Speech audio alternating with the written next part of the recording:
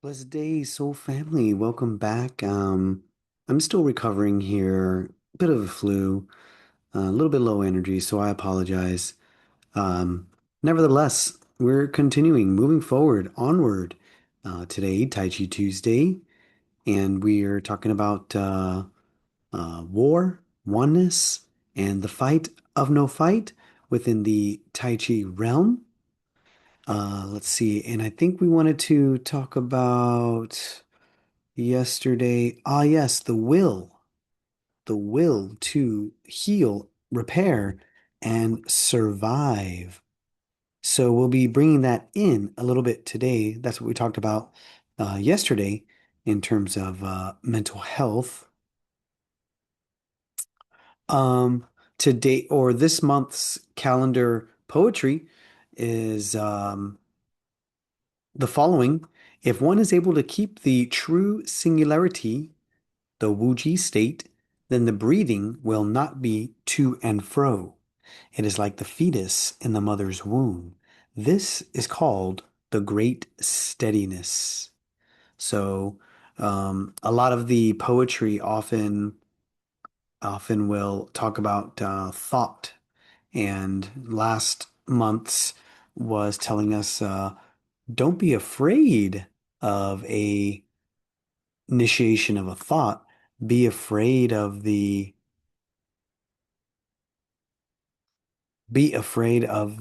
delayed perception of that thought, the delayed perception of the thought, as it's trying to let you know that sometimes if you're moving habitually without awareness, then you start to go into thought, speech, and action that you can regret.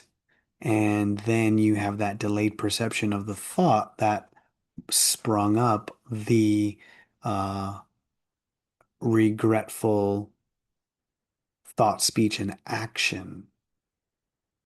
And then so this month's, we're talking about, again, the singularity, the true singularity, thought of no thought, where Wu Ji is no polarity, source oneness, the great beyond, sea of potential is Wu Ji.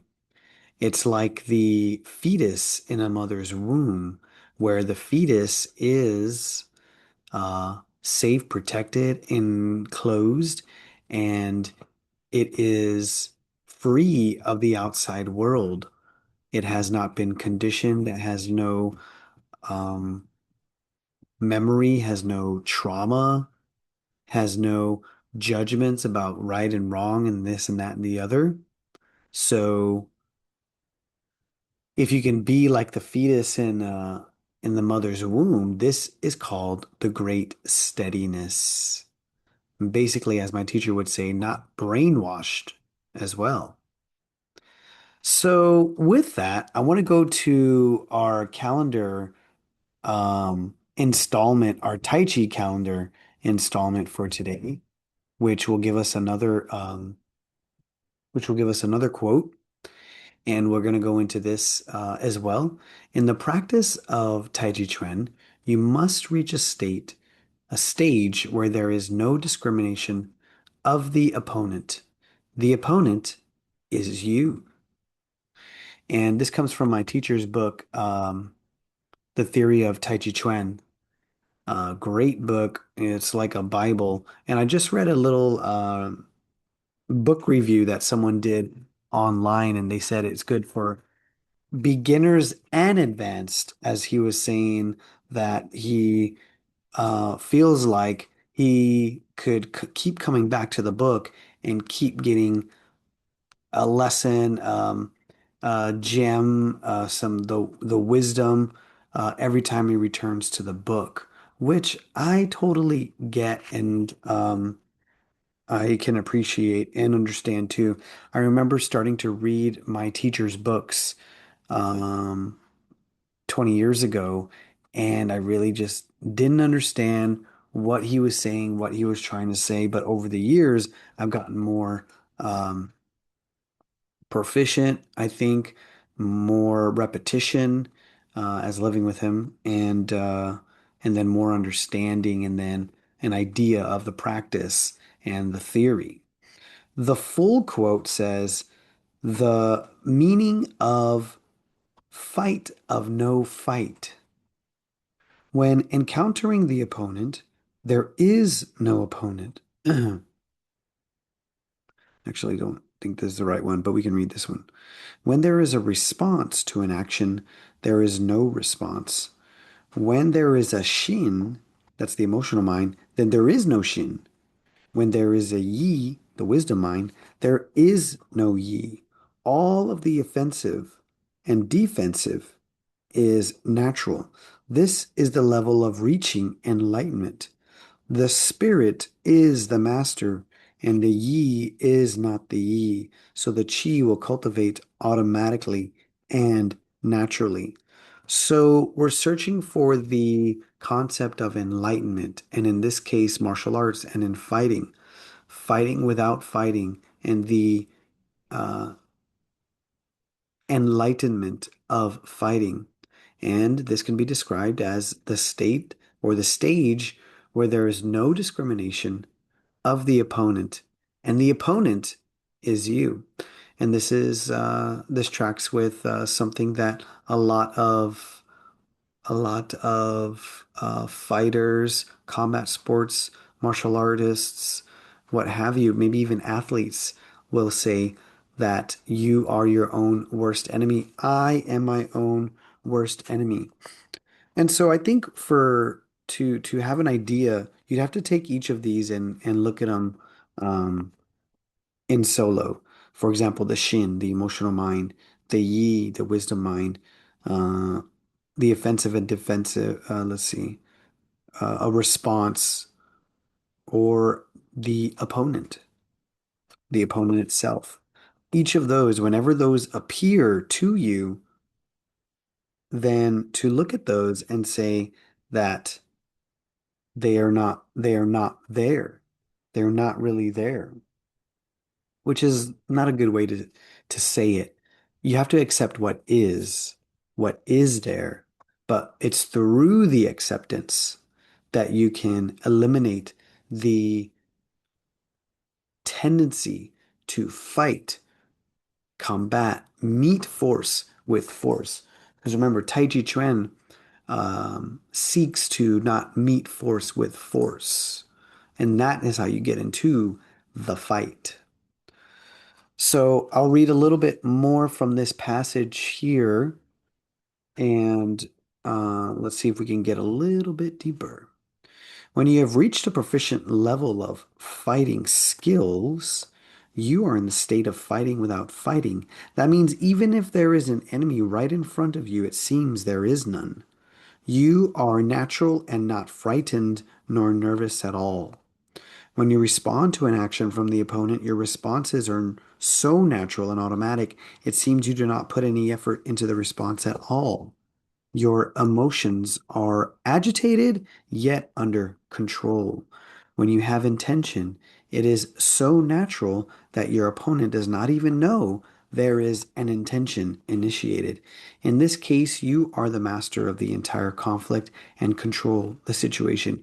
You know your opponent, but your opponent does not know you. Success depends on the status of your spirit.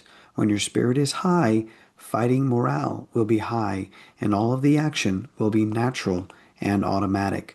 Your yi should not be on the yi, otherwise, the chi will stagnate. Your yi should be on the sense of enemy, di yi. Then you have high alertness and awareness. So remember, yesterday we talked about the will to heal and repair. And in this way, when we are in a battle or in a fight, there is a will to fight. So in medical Qigong, we look at the body as a battlefield, and the body is striving to keep illness and injury at bay. So the general, which is the mind, needs to be conscious and aware. The general has a strategy which is the breath, and initiates that strategy through the soldiers, which is the chi. And remember, the will of the army, which is the chi and the blood, the will of the army, the morale is high and it can be low. We talked about low morale yesterday, but this is so those are the five regulations: body, breath, mind, chi, and spirit, and how those pertain to the staving off of illness and injury. And forward, the will. Remember, the will is the spirit. I don't know if you grew up in American high school. We got spirit. Yes, we do. We got spirit. How about you? And there would be song and dance and drumming to engage the cheering squad of the opposite team. And this would help to boost the morale of the team, whether it be football, basketball, what have you.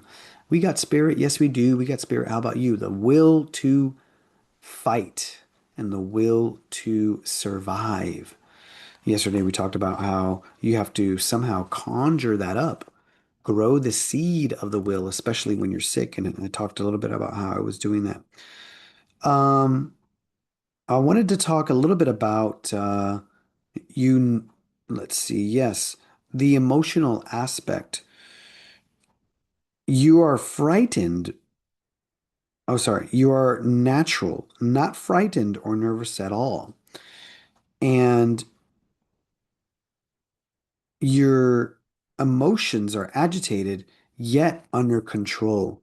This pertains to the concept of your comfort and growth zone and panic zone that we talked about previously in other episodes, where the comfort zone is where people prefer to stay. The learning zone starts to get into outside of the comfort zone where you are uncomfortable and you would prefer to go back into the comfort zone. But in order to learn and grow, you have to go through this learning phase or moment. And then to be conscious and aware of the panic zone or the urgent zone where you are coming out of a place where you can consciously, skillfully regulate, then you want to be able to get out of that state to go back into the learning state. So, for example, to be closed, contracted, detached, or avoidant in your comfort zone, or to initiate, engage, and fight outside of your comfort zone, you need to find that nice balanced medium where you're walking that middle path and you are learning. So if you can subscribe to the idea that you are learning, you don't see any of the lessons or any of the people as emotionally stimulating to you. All is happening by the universe, mandated from the universe to you as a gift for you.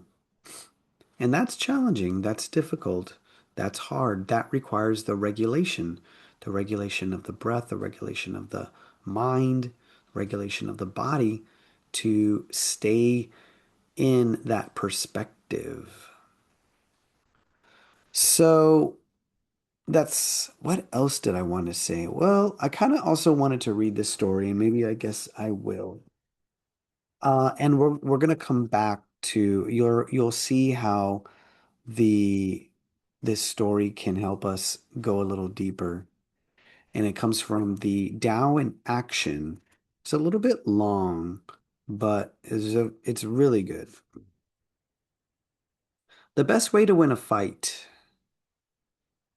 is without fighting. Often you can win a fight with wisdom. And this is better than physically beating someone up. Instead of aggression, use patience and endurance to succeed. Big success always comes from many little efforts. And that would point to the will of the yin spirit in contrast to the yang spirit, where the yang spirit would want to fight and make the change right there, right now. The yin spirit seeks success through many little efforts over time. Long ago, there lived a farmer who owned a small farm. He had two sons. The elder son was named De Shin. Remember, Shin is emotional mind. And the younger son was named De Yi.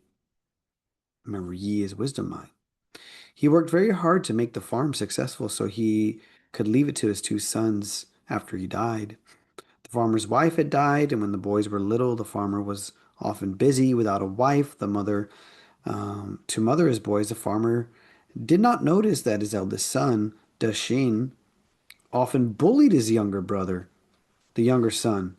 Da Yi never complained to his hardworking father, and so life went on. The boys got older. Dashin took a wife, that's the oldest one. The farmer thought all is well. One day the father became very sick. He knew he would soon die. He gathered his sons together and said to them, I wish to give this farm to both of you. Share it equally, help each other, make it successful. I hope it makes you happy as it has made me. With these words, the father quickly passed away. What do you think happened? The sons divided the land equally and set about building their own farms.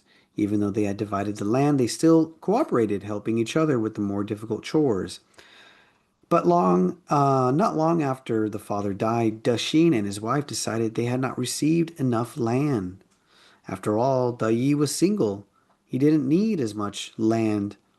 They began urging um, him and requesting more.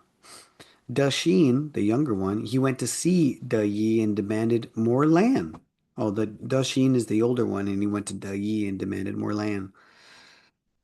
Because Dashin was bigger and stronger as the older brother, the only thing Dayi could do was concede in angry silence. I like how he puts angry silence here. Not just silence, but angry silence, suppressing his emotion. However, Dashin still not satisfied. When he saw how easy it was to get more land from his brother, he demanded even more land. Good Lord. Again, Yi could only consent to his brother's demands. Still, Dashin and his wife were not satisfied. Finally, they demanded that Yi leave and give them all the land. Yi requested help from his relatives and friends and begged them to mediate the conflict, the younger one. None would help. They knew it was unfair for Yi to be forced off his land, but they were afraid because they knew Shin's violent temper. Alone, Yi decided to take a stand for what he knew was right. He decided to stay even though his brother wanted him to leave. For this defiance, Dashin beat him very bad, and Yi was forced to leave his home and become a traveling beggar.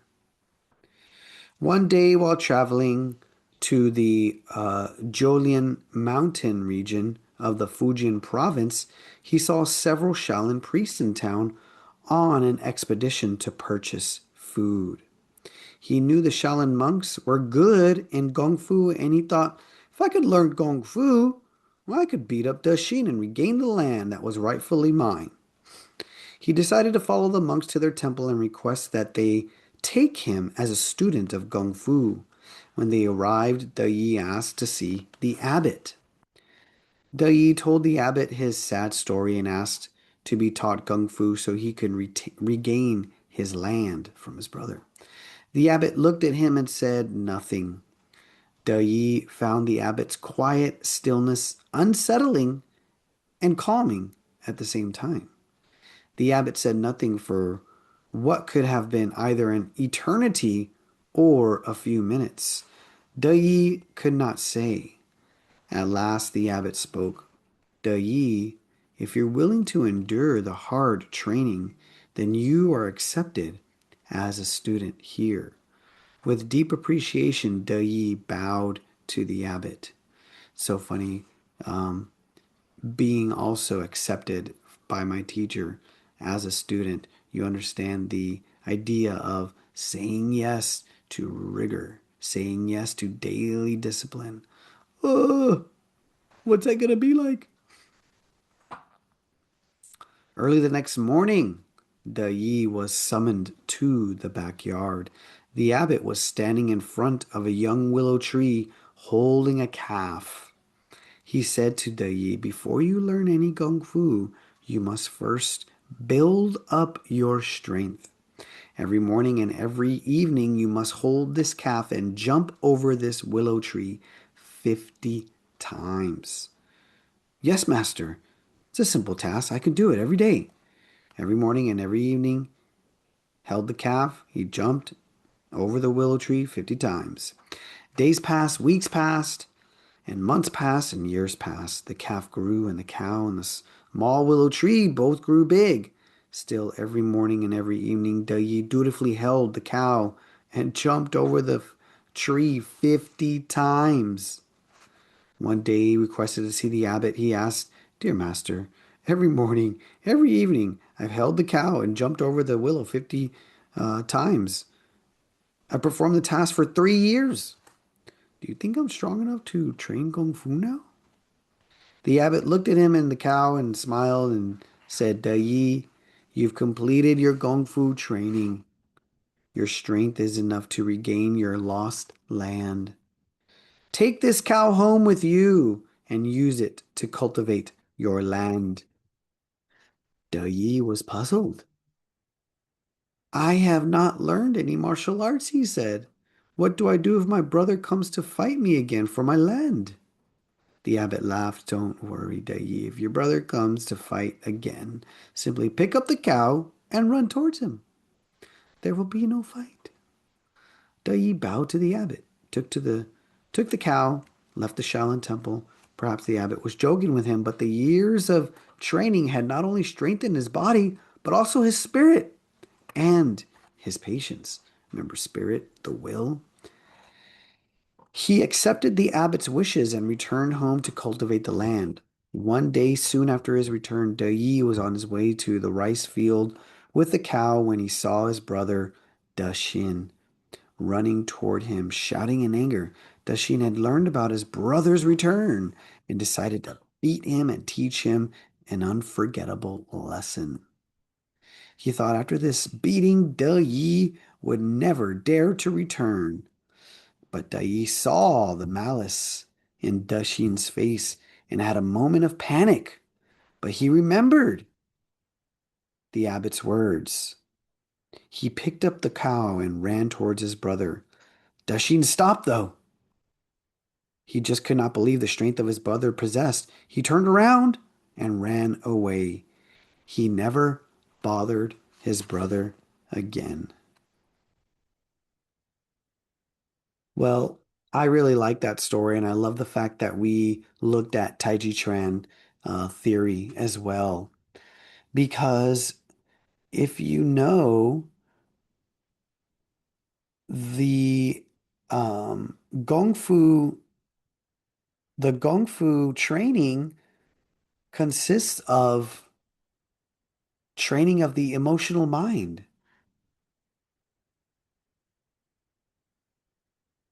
Regulating one's mind is part of the journey, the training, and the task, especially cultivating the will, the spirit, and the patience. Interestingly, So Shin and Yi we talk about as monkey mind and horse mind, how you have to you have to see the monkey mind and regulate it and give it a banana, which is breathing, and tame it so that you can cultivate your wisdom mind. That is in our individual practice as a whole being and person. The names of these brothers was De, Shin, and De Yi. Shin and Yi were the brothers. The Shin was the oldest brother who dictated the land, but Yi got his practice, training, and skill, and then came back to claim his part of the land. So the land wasn't ruled by Shin, by the emotional brother. The land now became balanced by the Shin and the Yi both living in coexistence on the land. The Shin and the Yi are both within one's mind. These two brothers are aspects of the mind, Shin and Yi, that we are called to cultivate, practice, and harmonize. Is it two or is it one? Is it one or is it two? Are the brothers two or are they one? Are they one or are they two? The Shin and the Yi always coexist, but can they harmonize? That depends on you. Can you harmonize the Shin and the Yi so that they can coexist in balanced coexistence? And so this comes back to the idea of relationship. Last week we opened the framework for relationship, Qigong of relationship, Qigong as relationship, brothers in relationship as one mind, Shin and Yi. Can you separate them? If you wanted to, could you? If you could, would you? Or would you work to harmonize? Two is one and one is two. Mind and body, are they two or are they one? So, this is the message of Taiji Tuesday. Hope that resonates with you, and we'll continue to talk about it. And the idea that we wanted to talk about was the will. Yes. Do you have the will to harmonize yin and yang, Shin and Yi, mind and body? I hope you do, with slow movement, slow, continuous effort. All things can be done within the universe. Finally, I'll leave you with our March poetry. If one is able to keep the true singularity, the Wuji state, then the breathing will not be to and fro, and the mind will not be to and fro. It is like the fetus in the mother's womb. This is called the great steadiness. Until next time, may your chi flow smoothly, and remember, embrace the woo.